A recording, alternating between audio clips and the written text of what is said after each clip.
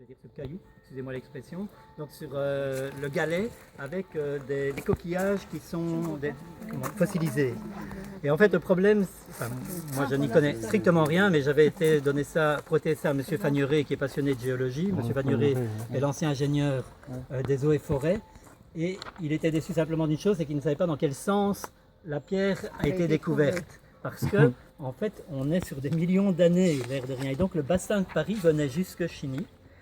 La montagne d'Ardennes commençait, mais c'est difficile quand on... Je peux vous dire que quand on a installé les câbles, je crois, de la télédistribution ou des choses comme ça, dans le village, vous voyez une alternance de schiste et des fois de terre plutôt de gaume.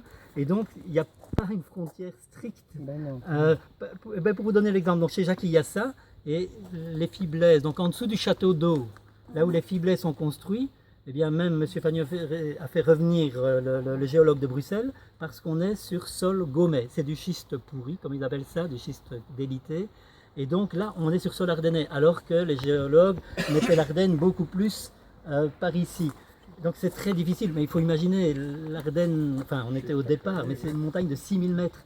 Parce qu'en fait, c'est M. Fagneray qui m'expliquait ça, le bassin de Paris était comblé, c'est énorme, donc, et donc il fallait une montagne aussi énorme pour pouvoir combler tout ça, mais ça s'est passé sur je crois 200 millions d'années si je dis pas de bêtises. Je vais dire sur le caillou, excusez-moi l'expression, donc sur le galet avec des coquillages qui sont fossilisés. Et en fait le problème, moi je n'y connais strictement rien, mais j'avais été prêté ça à M. Fagneray qui est passionné de géologie. M. Fagneray est l'ancien ingénieur des eaux et forêts. Et il était déçu simplement d'une chose, c'est qu'il ne savait pas dans quel sens la pierre a été découverte. Parce que, en fait, on est sur des millions d'années, l'air de rien. Et donc le bassin de Paris venait jusque Chigny. La montagne d'Ardennes commençait, mais c'est difficile quand on... Je peux vous dire que quand on a installé les câbles, je crois, de la télédistribution ou des choses comme ça, dans le village, vous voyez une alternance de schiste et des fois de terre plutôt de gaume. Et donc, il n'y a pas une frontière stricte.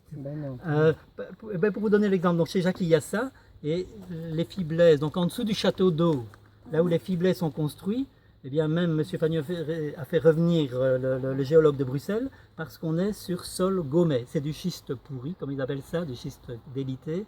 Et donc là, on est sur sol ardennais, alors que les géologues mettaient l'Ardenne beaucoup plus par ici. Donc c'est très difficile, mais il faut imaginer l'Ardenne, enfin on était au départ, mais c'est une montagne de 6000 mètres. Parce qu'en fait, c'est M. Fagneray qui m'expliquait ça, le bassin de Paris était comblé, c'est énorme. Donc, et donc il fallait une montagne aussi énorme pour pouvoir combler tout ça. Mais ça s'est passé sur je crois 200 millions d'années si je dis pas de bêtises. Une des parties et le blason de Barre sur la seconde partie. Vous dire aussi qu'à l'origine, vraisemblablement, il ne s'agissait pas de truite, mais de Barre. Parce que le comte de Chigny est le vassal, je viens de vous dire, du comte de Barre au départ, puis duc de Barre. Et donc, le duc de Barre, lui, était sur fond bleu.